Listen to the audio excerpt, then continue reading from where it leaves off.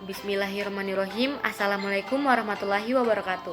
Perkenalkan, nama saya Siti Hajaratulaini dari kelas pendidikan jasmani kesehatan dan rekreasi B dengan NIM 2003015000081 Fakultas Ilmu Keolahragaan Universitas Negeri Makassar. Baik, pada kesempatan kali ini saya akan menjelaskan tentang pertumbuhan fisik anak kecil.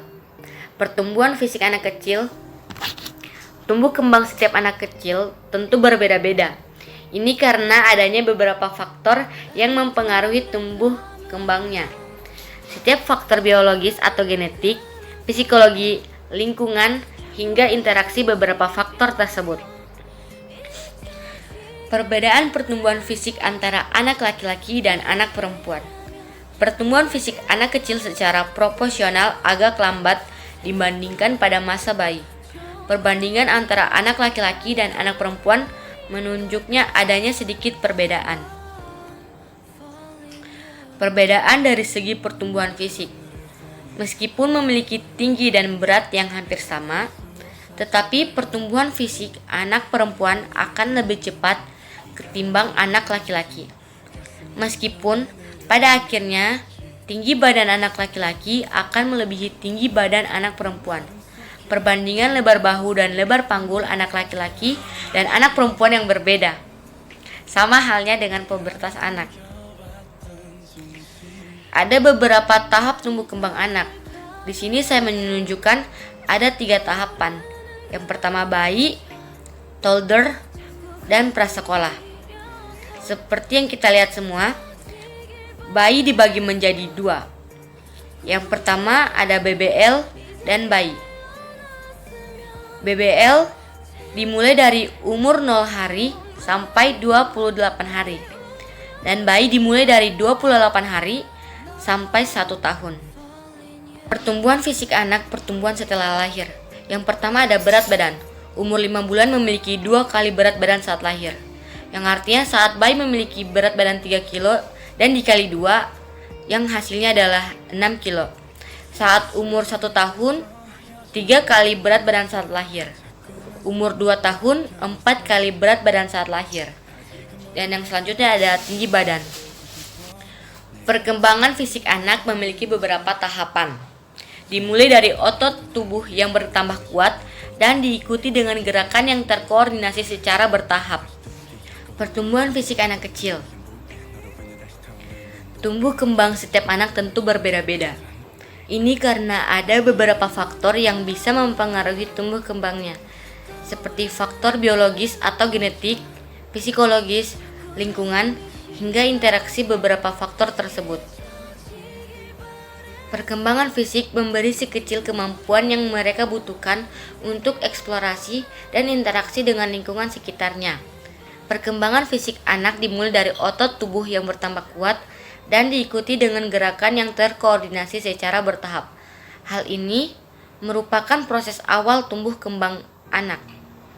Seiring dengan pertumbuhan si kecil, jumlah dan jenis aktivitas fisiknya akan banyak berubah. Bayi cenderung menghabiskan waktu dengan tidur dan makan. Namun, pada saat anak beranjak balita, mereka belajar mulai dari merangkak, kemudian berjalan hingga dapat mengeksplorasi secara mandiri. Pola asuh dan cara mendidik, jenis mainan, dan lingkungan sekitar akan memberikan banyak pengaruh terhadap perkembangan keterampilan fisik mereka. Peran orang tua terhadap pertumbuhan fisik anak. Peran orang tua terutama ibu sangat penting dalam mencakup kebutuhan nutrisi, serta menstimulasi dan memantau tumbuh kembang anak setiap harinya. Anak dapat tumbuh dengan sehat dan kemampuannya berkembang dengan baik tak terlepas dari peran ibu dan ayahnya. Berikan si kecil banyak cinta dan perhatian, menggenggam tangannya, memeluk, dan mendengarkan apa yang ia katakan merupakan cara penting untuk menunjukkan bahwa orang tua menghargai si kecil. Sering-seringlah berinteraksi dengan si kecil dengan bermain, makan, dan bernyanyi bersama. Dengan begitu, si kecil akan tumbuh dengan perasaan spesial kepada orang tua. Di sisi lain, orang tua juga mempelajari lebih banyak tentang minat dan keterampilan si kecil. Seperti yang kita ketahui, pada umumnya pertumbuhan anak mulai dari umur 1 tahun hingga 5 tahun memiliki tahapan-tahapan yang berbeda. Perkembangan fisik anak usia 1 tahun. Pada usia ini, si kecil yang berusia 1 tahun mengalami perkembangan fisik yang signifikan. Biasanya ditandai dengan kemampuannya merangkak hingga berlari dalam waktu sekitar 20 bulan. Saat mereka berjalan, mereka berentangkan tangan mereka ke samping atau menahan perut mereka untuk menjaga keseimbangan. Pada masa ini, ia masih cenderung tidak stabil saat berjalan, maka wajar bila sering jatuh. Mereka menggunakan kemampuan bergerak ini untuk mendorong dan menarik mainan, menari, dan memanjat. Dan ada beberapa kegiatan yang dapat membantu perkembangan keterampilan fisik si kecil yang berusia 1 tahun. Selanjutnya, perkembangan fisik anak usia 2 tahun. Pada usia ini, si kecil yang berumur 2 tahun akan semakin kreatif dan mulai mengeksplorasi berbagai cara untuk berpindah dari satu tempat ke tempat yang lain, seperti berguling, merangkak, berlari, melompat, dan memanjat. Ia juga bisa menendang bola kecil ke depan, menangkap bola yang digelindingkan dan dilempar bola dengan tangan. Meskipun masih sering jatuh, keseimbangan si kecil menjadi lebih konsisten dari sebelumnya. Perkembangan fisik anak usia 3 tahun. Si kecil yang berusia umur 3 tahun menjadi lebih seimbang dan dapat bergerak dengan mantap. Selain anak mampu berjalan, mereka juga sudah lebih terkoordinasi saat berlari, memanjat, dan melakukan aktivitas lain yang melibatkan otot besar pada tubuhnya. Dengan berkembangnya koordinasi otot si kecil, kini ia bisa menangkap bola besar menggunakan kedua tangan dan tubuh mereka. Sekarang ia juga bisa berjalan dalam satu garis lurus dan bergerak cepat melewati rintangan. Si kecil mungkin juga sudah dapat berjalan tanpa melihat ke arah kakinya dan dapat berjalan mundur perlahan. Perkembangan fisik anak usia 4 tahun. Si kecil yang berusia umur 4 tahun dapat terlibat dalam permainan dan aktivitas dalam jangka panjang. Anak sudah terampil berjalan, memanjat, melompat, dan bahkan berlari kencang. Ia juga mampu melempar, menangkap, menendang, dan memantulkan bola dengan baik. Sekarang ia memahami konsep bergerak di ruangan tanpa menabrak benda atau orang. Berdiri dengan satu kaki selama 5 detik ataupun lebih. Kini menjadi aktivitas yang bisa mereka selesaikan tanpa bantuan orang tua. Hal ini dikarenakan keseimbangan yang meningkat. Dan yang terakhir, perkembangan fisik anak usia 5 tahun. Sekecil yang berusia 5 tahun memiliki banyak energi dan akan mencari permainan dan lingkungan yang aktif. Peningkatan kemampuan untuk menyeimbangkan dan mengkoordinasi gerak membantu mereka untuk dapat mengendarai sepeda dengan bantuan roda latihan, melakukan lompat tali, dan memainkan bola yang dengan terampil. Mereka menunjukkan cara berjalan dan berlari yang sudah mantap, serta mampu untuk menentukan arah, kecepatan, dan kualitas gerakan mereka secara bervariasi. Selanjutnya, perkembangan sosial dan emosional. Dikutip dari Child Mind, anak usia 5 tahun mulai senang melakukan kegiatan sendiri sesuai minatnya, seperti menyanyi, menari, ataupun berakting. Kehidupan sosial anak usia ini sedang tinggi karena anak mulai merasa menyayangi temannya.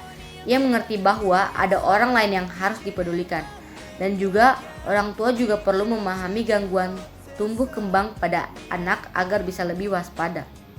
Ada 4 gangguan perkembangan anak yang harus diwaspadai oleh orang tua. Yang pertama, ada gangguan perkembangan motorik kasar.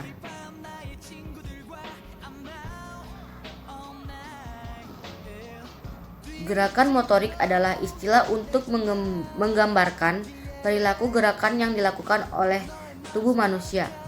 Gerakan ini dibagi menjadi 2, yakni motorik kasar dan motorik halus.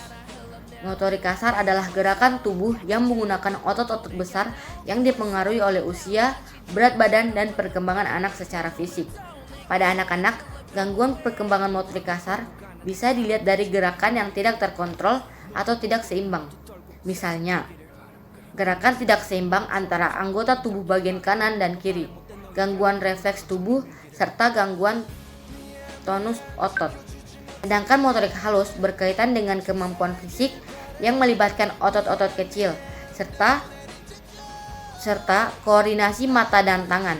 Pada anak-anak, gangguan motorik halus bisa dilihat ketika seorang anak masih sering menggenggam saat usianya lebih dari 4 bulan dan lebih dominan menggunakan satu tangan atau handedness hingga ia berusia 1 tahun. Setelah melewati usia 14 bulan, ia juga masih. Yang kedua ada gangguan perkembangan kognitif. Gangguan perkembangan kognitif anak bisa dilihat melalui tanda-tanda seperti berikut. Di usia 2 bulan, kurang menunjukkan ketertarikan terhadap sesuatu atau seseorang. Di usia 4 bulan, belum bisa mengikuti gerak benda. Di usia 6 bulan, belum bisa merespon atau mencari sumber suara. Di usia 9 bulan, belum mampu babbling atau mengucap kata mama atau baba.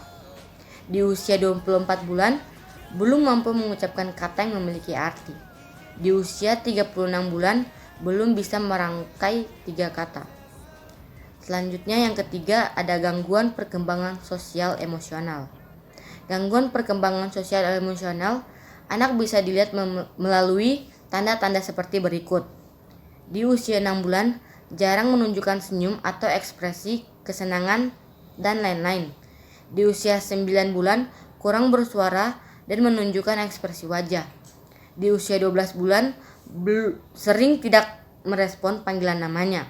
Di usia 15 bulan, belum bisa mengeluarkan kata. Di usia 24 bulan, belum bisa mengeluarkan gabungan 2 kata yang berarti. Di segala usia tidak memiliki kemampuan bersosialisasi atau berinteraksi.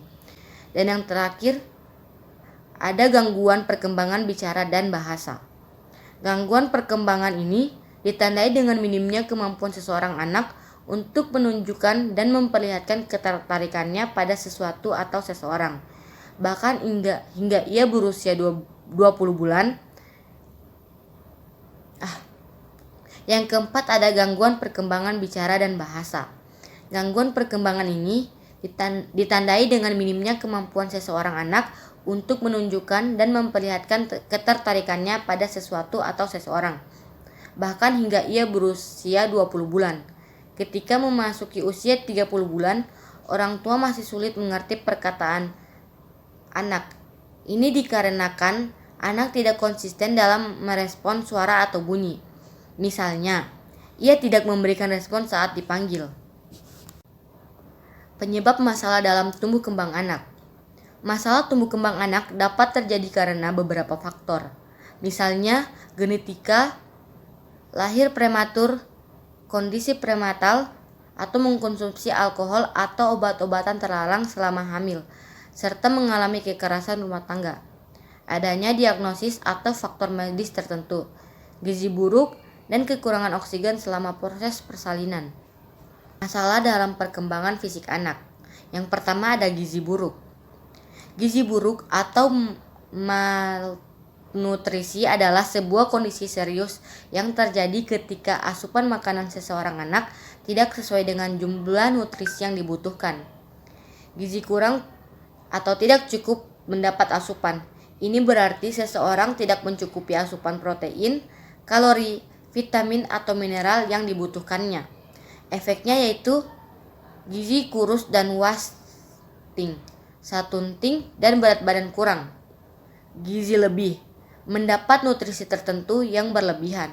Konsumsi protein, lemak, atau kalori yang berlebihan juga berimbuh kepada malnutrisi. Efeknya yaitu obesitas. Yang selanjutnya yaitu ada autisme. Autisme Spectrum Disorder atau singkatannya ASD. ASD adalah gangguan perkembangan yang mempengaruhi komunikasi dan perilaku. Gangguan ini dapat dideteksi pada semua umur, namun biasanya muncul pada usia 2-3 tahun pertama kehidupan. Gangguan perilaku pada anak ASD yakni mempunyai kebiasaan berulang-ulang sehingga membuat terganggunya perkembangan motorik dan tingkat kebugaran fisik yang mengakibatkan aktivitas fisik menjadi rendah.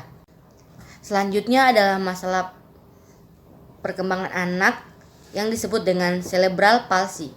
Cerebral palsy dideskripsikan sebagai kelainan perkembangan pergerakan dan postur tubuh akibat gangguan dalam perkembangan otak saat janin atau bayi sehingga menyebabkan keterbatasan aktivitas.